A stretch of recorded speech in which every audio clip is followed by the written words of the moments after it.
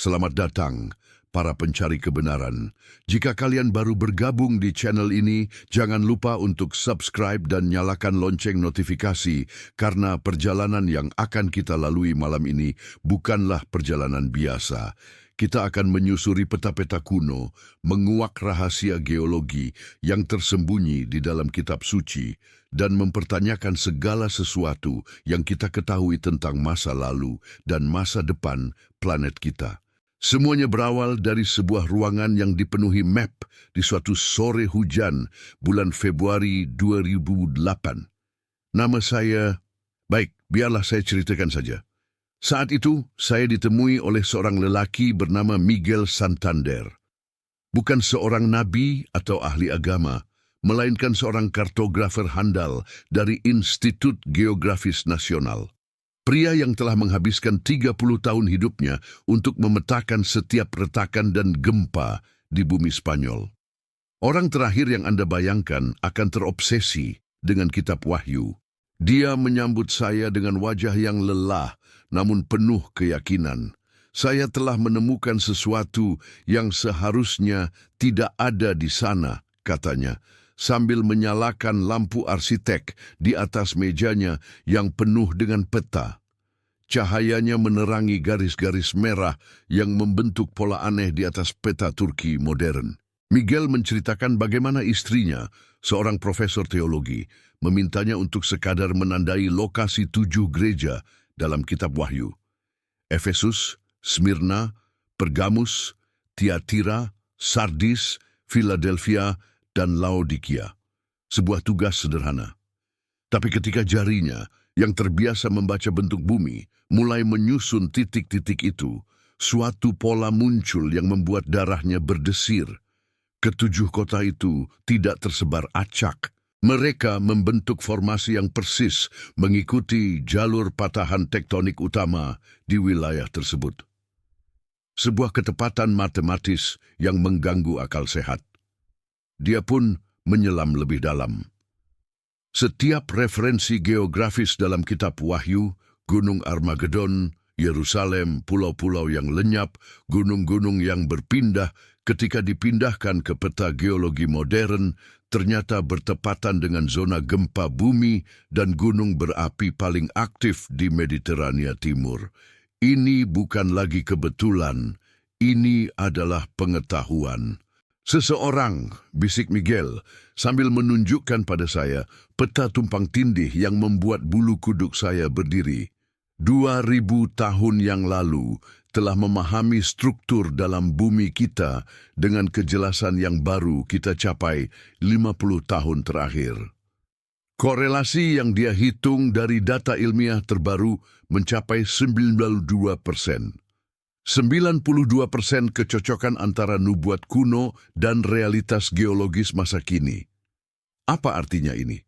Apakah Yohanes dari Patmos memiliki akses pada ilmu yang mustahil untuk zamannya? Atau apakah ada tangan lain yang menyelipkan peta rahasia ini ke dalam teks suci? Miguel, seorang ilmuwan yang pragmatis, punya dugaan lain yang tak kalah mengguncang. Mungkinkah peradaban kuno telah memiliki teknologi pemetaan geologi yang maju, dan mereka mengamankan informasi itu dalam bahasa kitab suci agar tetap lestari? Malam itu, di ruangan yang dipenuhi peta itu, satu hal menjadi jelas bagi saya. Kita mungkin sedang memandang sebuah kode, sebuah petunjuk lokasi berusia 2 milenia. Bukan tentang surga atau neraka secara harfiah, tapi tentang titik-titik rapuh di kulit planet kita sendiri. Dan jika ini benar, mengapa tidak ada yang membicarakannya? Pertanyaan yang menggelitik di akhir pertemuan saya dengan Miguel itulah yang justru membuka pintu petualangan berikutnya. Jika temuan ini begitu revolusioner, mengapa dunia tidak menggugatnya? Kami mencoba, bersama-sama kami menyusun makalah, menghubungi jurnal geologi terkemuka, dan mengajukan proposal konferensi. Hasilnya selalu sama, penolakan halus, pembatalan mendadak, atau yang paling sering kesunyian. Dari kalangan ilmuwan, alasannya selalu kebetulan belaka. Laut Mediterania memang wilayah seismik aktif, kata mereka. Yohanes hanya memasukkan fenomena alam yang dia ketahui ke dalam penglihatannya. Namun, argumen itu runtuh di hadapan presisi matematis Miguel. Ini bukan soal wilayah umum, ini tentang koordinat spesifik yang berhimpit dengan titik persis di peta gempa. Yang lebih mengejutkan adalah reaksi dari institusi agama. Bukankah bukti yang mendukung ketepatan nubuat kitab suci seharusnya disambut dengan sorak-sorai? Nyatanya tidak. Sebaliknya ada semacam ketakutan institusional, seolah-olah membuktikan bahwa kitab Wahyu mengandung informasi ilmiah yang bisa diverifikasi justru lebih berbahaya daripada menganggapnya sekadar metafora spiritual. Dalam kebingungan inilah, saya mulai menemukan pola lain, sebuah pola yang tidak tertulis di batu atau peta, tapi di dalam waktu. Selama bertahun-tahun, sebagai bagian dari penelitian saya yang lain, saya telah mengumpulkan kesaksian orang-orang biasa yang mengaku mengalami mimpi atau visi aneh tentang peristiwa-peristiwa besar yang akan datang. Seorang perawat di Guadalajara, seorang profesor fisika di Buenos Aires, seorang seniman di Oslo. Kisah mereka selalu menarik, tapi saya menganggapnya sebagai fenomena psikologis yang terpisah-pisah. Sampai suatu malam, saat saya menyusun arsip-arsip itu berdasarkan tanggal, sebuah kebenaran yang menyeramkan menatap balik saya. Dalam lebih dari 200 kasus yang terdokumentasi, penglihatan-penglihatan itu dengan detail geografis yang sama anehnya terjadi dalam periode yang sama setiap tahun, antara tanggal 12 dan 15 Januari. Bukan hanya satu atau dua orang, tapi puluhan, dari benua yang berbeda, budaya yang tak berhubungan, seperti Maria Elena, yang pada dini hari tanggal 14 Januari 1947 terbangun dengan ingatan yang terang benderang tentang kota-kota pesisir yang ditelan ombak, atau Roberto yang mengalami hal nyaris identik pada tanggal yang sama 3 tahun kemudian. Awalnya saya anggap kebetulan, tapi ketika pola ini terus berulang, statistiknya menjadi mustahil untuk diabaikan. Pola ini bahkan merambat ke masa lalu. Saat saya menyelidiki catatan sejarah, saya menemukan bahwa sebelum gempa Lisboa 1755 yang mengguncang dunia yang terjadi pada 1 November, banyak laporan tentang mimpi buruk dan firasat aneh yang dilaporkan penduduk setempat. Pada Januari tahun itu juga, arsip Inkuisisi Portugal yang saya baca menyebutkan sejumlah orang yang diinterogasi karena visi tentang kehancuran Lisboa. Dan 8 dari 12 kasus itu terjadi antara tanggal 12 dan 15 Januari 1755. Rasanya seperti waktu itu sendiri sedang membisikkan sebuah pola, sebuah jendela temporal yang berulang. Dan bisikan ini terpatri bahkan dalam teks Wahyu itu sendiri. Beberapa ahli kitab yang saya temui dengan suara rendah dan dengan syarat anonim mengakui bahwa kalkulasi kalender lunar dalam nubuat itu ketika dikonversi berulang kali menunjuk ke periode pertengahan Januari. Jadi, kami memiliki dua misteri yang saling bertautan. Sebuah peta rahasia yang ditolak oleh dunia dan sebuah kalender rahasia yang terus terulang dalam kesadaran kolektif. Keduanya seolah diredam, baik oleh komunitas ilmiah maupun religius. Mengapa? Sensasi yang muncul bukan lagi sekadar penasaran, tapi sebuah keyakinan bahwa kami bukan hanya mencari kebenaran sejarah. Kami mungkin sedang mendengarkan detak jantung sebuah mekanisme, sesuatu yang jauh lebih besar yang sudah diatur sejak lama. Dan jika peta Miguel menunjukkan di mana, maka bisikan tanggal Januari ini mungkin memberi petunjuk kapan. Namun, untuk memahami sepenuhnya, kita harus pergi ke tempat yang sesungguhnya. Kita harus berdiri di tanah yang disebutkan dalam nubuat itu dan melihat dengan mata kepala sendiri apakah bumi di sana memang sedang membisikkan sesuatu. Dan itulah yang membawa saya ke pesawat menuju Turki untuk meninggalkan peta-peta di atas kertas dan berdiri di atas tanah yang dikatakan kitab Wahyu akan bergetar. Efesus, Smyrna, Pergamus, nama-nama yang selama ini hanya teks kuno bagi saya, kini menjadi tujuan yang nyata. Saya bukan datang sebagai peziarah, tapi sebagai seorang penyelidik yang ingin mendengarkan bumi berbicara. Hal pertama yang saya sadari, di sini masa lalu dan masa depan bertemu dalam cara yang mengganggu. Di satu sisi, ada reruntuhan kolosal yang bisu, peninggalan kemegahan Romawi. Di sisi lain, ada sensasi aneh, getaran halus yang bukan hanya metafora.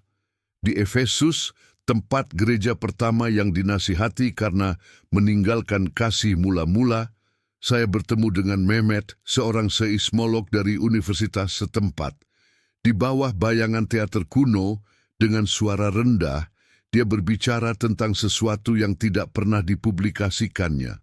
Sejak sekitar 2018, katanya, sambil matanya waspada memindai sekeliling, pola getaran di sini mulai berubah. Ini bukan hanya peningkatan gempa mikro. Dia menjelaskan tentang getaran frekuensi sangat rendah yang tertangkap alatnya. Getaran yang tidak seperti gempa biasa yang berasal dari perut bumi, melainkan seperti denyutan dari kerak bumi yang lebih dangkal. Kata yang tepat, bisiknya, adalah membangun. Tanah di sini seperti sedang membangun energi terkumpul dan terlepas dalam siklus sekitar 14 hari. Angka 14 hari. Itu membuat saya merinding. Sebuah angka yang muncul berulang dalam ritus-ritus kuno dan perhitungan nubuat. Perjalanan berlanjut ke Smyrna, gereja yang disebut akan menderita kesengsaraan 10 hari. Kota modern Izmir yang ramai menyembunyikan keanehan lain. Petani lokal dan pemilik sumur mengeluh tentang perubahan kimiawi pada air tanah mereka. Bukan polusi industri, tapi sesuatu yang membuat air terasa berbeda. Dan, menurut satu laporan lab yang saya baca, secara energetik termodifikasi. Sebuah istilah samar untuk sesuatu yang tidak mereka pahami. Namun pemberhentian di Pergamus yang paling menghantui. Disinilah, menurut teks, takhta iblis berada. Di sini saya bertemu Fatma, seorang geolog mineral yang dididik di Jerman, sosok yang sangat rasional. Ketika saya menyinggung anomali yang didengar, raut wajahnya berubah. Ada hal-hal, ucapnya pelan, yang mungkin sebaiknya tidak saya ceritakan, tapi dia bercerita tentang kristal-kristal yang muncul dalam semalam, tumbuh dengan pola geometris sempurna di tempat yang tidak seharusnya. Kristal yang komposisinya, menurut analisis, mustahil terbentuk dalam kondisi geologi wilayah itu, seperti waktu geologi dipercepat secara brutal. Di Tiatira, Sardis, Philadelphia, dan Laodikia, cerita serupa berulang. Panen yang matang di luar musim, mata air kuno yang mengering dan mengalir kembali dengan ritme aneh, formasi batuan baru yang muncul seolah didorong dari bawah. Ini bukan lagi soal kecocokan di atas kertas. Ini adalah realitas fisik yang bisa diukur dan disentuh. Dan yang paling menakutkan adalah polanya. Setiap anomali ini terletak tepat di atas atau di sekitar lokasi persis komunitas Kristus abad pertama. Seolah-olah tanah itu sendiri sedang merespons sebuah peta yang digambar 2 milenium lalu. Saat saya menghubungkan ketujuh titik itu di peta Turki modern, mereka membentuk sebuah heptagon yang hampir sempurna, mengurung area paling seismik aktif di wilayah itu. Sebuah zona yang, menurut perhitungan seismologis paling konservatif, memiliki probabilitas 90% diguncang gempa besar dalam 30 tahun ke depan. Duduk di reruntuhan Sardis, gereja yang mati itu, saya merenung. Miguel, benar, ini bukan kebetulan. Sesuatu sedang terjadi di sini. Bumi di lokasi-lokasi spesifik ini tidak pasif, ia aktif, berdenyut dan berubah. Persis seperti yang digambarkan seorang visioner di pulau terpencil ribuan tahun yang lalu. Tetapi Jika nubuat-nubuat ini ternyata adalah manual teknis yang disamarkan, petunjuk tentang titik-titik tekanan planet kita, maka pertanyaannya berubah. Bukan lagi apakah ini akan terjadi, tapi apa yang memicunya. Dan bisakah pemicunya bukan hanya gerakan lempeng bumi, tetapi juga sesuatu yang lebih luas? Seperti runtuhnya sistem-sistem buatan manusia yang telah kita bangun di atasnya. Pertanyaan tentang pemicu, itulah yang membawa saya keluar dari lingkaran 7 gereja dan memandang peta yang lebih luas. Kitab Wahyu tidak hanya berbicara tentang gempa bumi. Ia berbicara tentang menara yang runtuh, tentang perdagangan yang berhenti, tentang lautan yang berubah menjadi racun. Dan semakin saya meneliti, semakin saya yakin, Yohanes bukan hanya melihat gambar simbolis.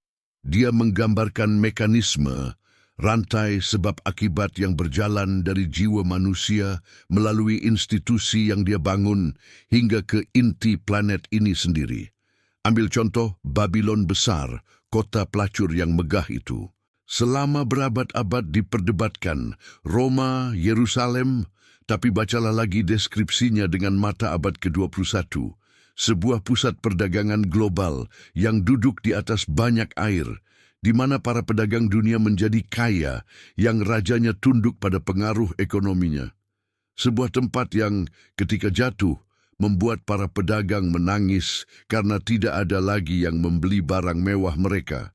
Emas, permata, kain lenan, kayu mahal, rempah-rempah, dan tubuh dan jiwa manusia. Bukankah itu gambaran sempurna tentang sistem finansial global yang terpusat? Sebuah jaringan yang bukan fisik semata, tetapi sebuah ekosistem uang dan kekuasaan yang menghubungkan Wall Street, City of London, Hong Kong, dan pusat-pusat lain dalam satu organisme raksasa. Seorang ekonom anonim yang pernah saya wawancarai, suaranya dikacaukan perekam, berbisik tentang sesuatu yang mengerikan. Dia telah memodelkan keruntuhan pasar saham sepanjang sejarah, dan menemukan pola matematis yang bertepatan dengan siklus waktu dalam nubuat. Semua sinyal ada di depan mata, katanya, penuh gentar. Dan kali ini, semuanya selaras untuk suatu peristiwa final. Jaringan ini begitu saling terhubung, sehingga keruntuhannya akan seperti domino, menyebar ke seluruh planet dalam hitungan jam. Lalu, ada gambaran yang paling simbolis sekaligus paling literal. Laut menjadi darah. Selama ini saya menganggapnya metafora sampai saya duduk dengan Dr. Martin Restrepo, seorang oceanografer. Di atas mejanya ada foto satelit yang belum pernah dipublikasikan. Bercak merah tua yang menyala di perairan biru Mediterania. Ini bukan red tide biasa. Katanya, jarinya gemetar menunjuk. Pola arus telah berubah secara tak wajar. Di dekat Efesus dan di sepanjang rute perdagangan kuno lainnya, air laut berubah warna tanpa penyebab kimiawi yang jelas. Analisis menunjukkan konsentrasi besi teroksidasi yang aneh. Para nelayan di Lesbos bercerita tentang mimpi kolektif yang sama. Para leluhur mereka memperingatkan bahwa laut sedang sakit. Dan bagaimana dengan bintang yang jatuh dari langit? Di sini batas antara simbol dan sains menjadi semakin tipis. Seorang astronom yang identitasnya harus saya lindungi menunjukkan pada saya simulasi orbit 3 asteroid tertentu. Proyeksi jalur jatuh salah satunya, jika terjadi, akan menghantam titik tertentu di Mediterania Timur, persis di lokasi yang dideskripsikan dalam Wahyu. Efeknya, tsunami raksasa yang akan menyapu pesisir yang disebutkan dalam nubuat, dan perubahan kimiawi laut yang akan menjadikannya seperti darah. Deskripsi Yohanes tentang dampak benda langit, laut yang berubah, kehidupan laut yang mati, hujan api dan darah, ternyata secara teknis akurat dengan apa yang kita ketahui sekarang tentang dampak asteroid. Bagaimana mungkin seorang gembala domba di pulau terpencil mengetahui detail ilmiah seperti ini? Menyatukan semua bagian ini, sebuah gambaran yang mengerikan muncul. Kitab Wahyu mungkin bukan buku tentang murka ilahi yang sewenang-wenang. Ia adalah buku manual tentang kerapuhan. Kerapuhan tanah di titik-titik tekanan tektonik tertentu. Kerapuhan jaringan ekonomi global yang terlalu rumit. Kerapuhan ekosistem laut yang menopang peradaban. Kerapuhan kita terhadap ancaman dari angkasa. Dan semua kerapuhan ini saling terhubung. Gempa bumi besar di zona sensitif dapat melumpuhkan pusat finansial. Keruntuhan ekonomi dapat memicu kekacauan yang mempercepat kehancuran ekologis. Ini adalah sebuah sistem, sebuah mesin yang sangat kompleks. Dan nubuat-nubuat itu dengan ketepatan geografis dan temporalnya, seperti sedang menunjuk bagian-bagian mesin yang paling mungkin macet dan meledak. Tapi ada satu pola terakhir yang paling sulit saya pahami, yang tidak terletak di tanah, di laut, atau di bursa saham, melainkan di dalam pikiran manusia sendiri. Karena ketika tekanan pada sistem mencapai titik puncaknya, bukankah respon pertama yang gagal adalah akal sehat kita? Pertanyaan tentang akal sehat itulah yang membawa saya ke arsip-arsip yang paling suram dan paling mulia sekaligus. Jika ada tempat-tempat di mana bumi rentan dan sistem buatan manusia rapuh, bukankah wajar jika ada juga tempat di mana jiwa manusia menjadi paling rentan? Atau sebaliknya, tempat di mana jiwa menemukan perlindungan yang tak terjelaskan? Saya mulai dengan yang suram terlebih dahulu, geografi kegilaan. Di Rumania, seorang psikiater di Bukares menunjukkan pada saya data yang mengganggu. Desa-desa tertentu di pegunungan Karpatia memiliki tingkat skizofrenia dan gangguan bipolar 400% lebih tinggi dari rata-rata nasional. Bukan karena genetika atau kemiskinan, tapi ketika penduduknya pindah, gejala-gejala itu sering mereda. Salah satu dokter menyebutnya kutukan geografis dengan air wajah yang serius. Di Australia, ada wilayah dekat Alice Springs yang oleh dokter setempat dijuluki sindrom Alice Springs. Sebuah pola paranoia, halusinasi visual, dan dorongan menyakiti diri sendiri yang secara misterius menghilang ketika pasien dibawa lebih dari 900 km dari zona itu. Tradisi aborigin setempat telah memperingatkan selama 40.000 tahun tentang tanah yang membingungkan pikiran di lokasi yang persis sama. Di Meksiko, Jepang, bahkan di sudut-sudut kota metropolis seperti New York, pola serupa muncul. Kantong-kantong geografis di mana penyakit mental mewabah secara tidak proporsional. Seolah-olah tanah itu sendiri adalah katalis untuk kegelapan pikiran. Dan yang meremangkan bulu kuduk, banyak lokasi ini secara samar-samar disebut dalam teks-teks apokaliptik kuno sebagai tempat di mana roh akan bingung di akhir zaman. Lalu muncullah pertanyaan yang lebih mengharukan. Jika ada gurun bagi jiwa, apakah ada oasisnya? Pencarian saya membawa saya ke tempat-tempat seperti Covadonga di Spanyol. Di sini Carmen, seorang wanita tua, bercerita bagaimana keluarganya dan 25 orang lain selamat dari pengeboman perang saudara dengan berlindung di sebuah gua kecil dekat sanctuary. Bom-bom itu jatuh di kanan dan kiri, katanya, matanya berkaca-kaca mengenang. Tapi tidak pernah tepat di atas kami. Seperti ada tangan yang tak terlihat membelokkannya. Atau Mont Saint-Michel di Prancis. Pierre, seorang sejarawan lokal, menunjukkan dokumen Perang Dunia II yang tidak dipublikasikan. Laporan pilot Jerman tentang kegagalan instrumen yang aneh dan kehilangan tenaga mendadak ketika mendekati pulau berbatu itu memaksa mereka membatalkan pengeboman. Militer Jerman akhirnya mengklasifikasikan area itu sebagai zona bermasalah untuk operasi udara. Dan ada biara Santa Catarina di Mesir yang telah berdiri tak tersentuh selama 100 tahun di tengah padang gurun Sinai, bertahan dari perang, invasi, dan revolusi. Seorang biarawan tua bernama Antonios berbisik pada saya, selama perang tahun 1967, ketika pertempuran berkecamuk di seluruh semenanjung, ada ketenangan yang meliputi tempat ini. Seperti waktu berhenti, prajurit dari kedua pihak menemukan perlindungan di bawah atap yang sama. Apa yang menyatukan tempat-tempat perlindungan ini? Mereka seringkali adalah lokasi yang sejak zaman kuno dianggap suci. Gunung, pulau, pertemuan sungai.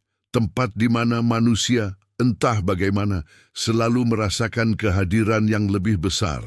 Yang lebih menarik, beberapa dari tempat ini juga muncul dalam teks-teks profetik, bukan sebagai tempat kehancuran, tetapi sebagai tempat perlindungan bagi orang-orang pilihan. Ini membawa saya pada penemuan paling mengejutkan dari seorang matematikawan Jerman bernama Heinrich.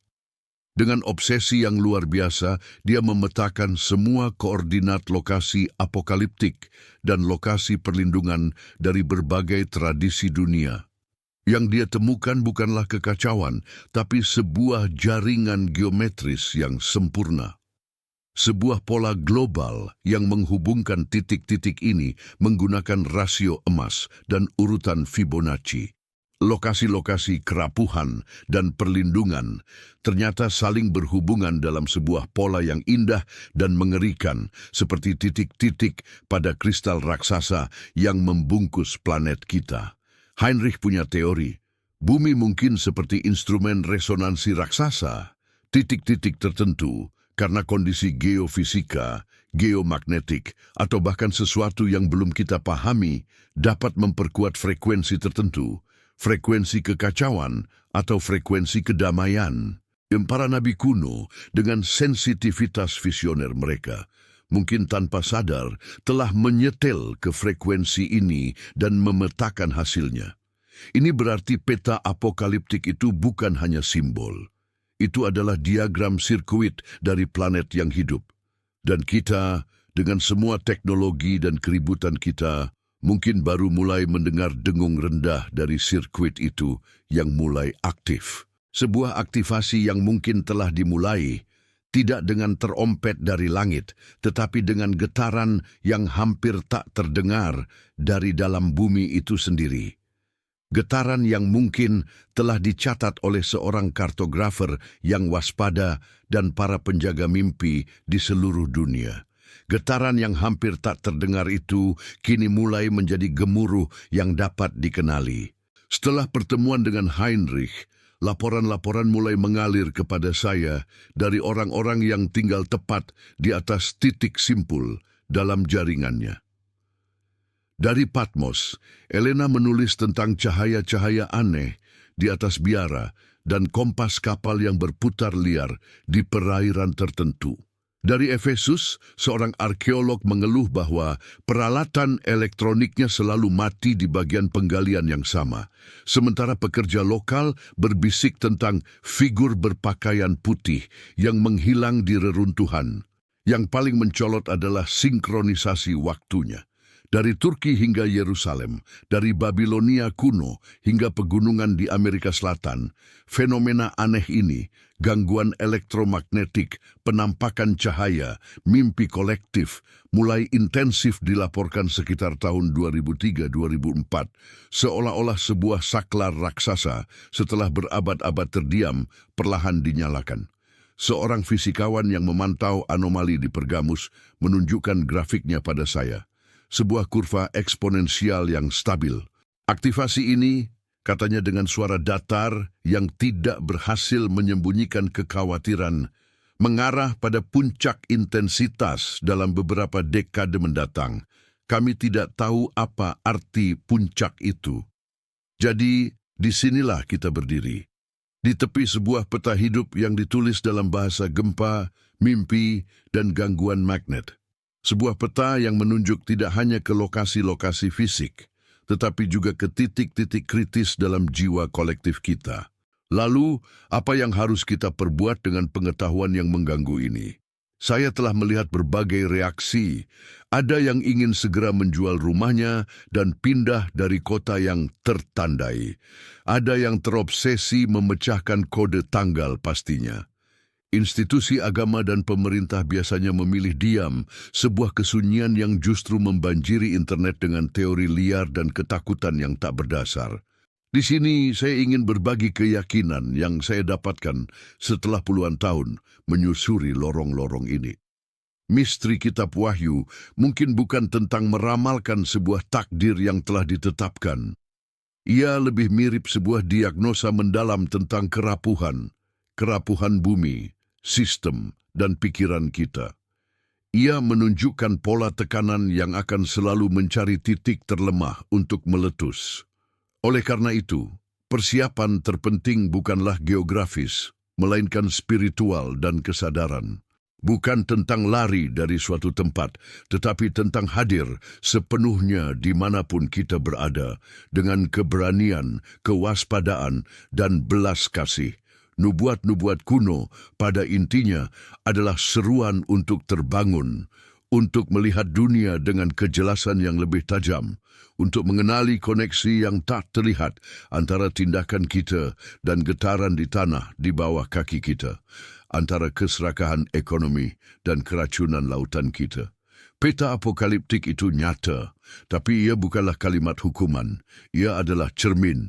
Cermin yang memantulkan konsekuensi dari perjalanan peradaban kita.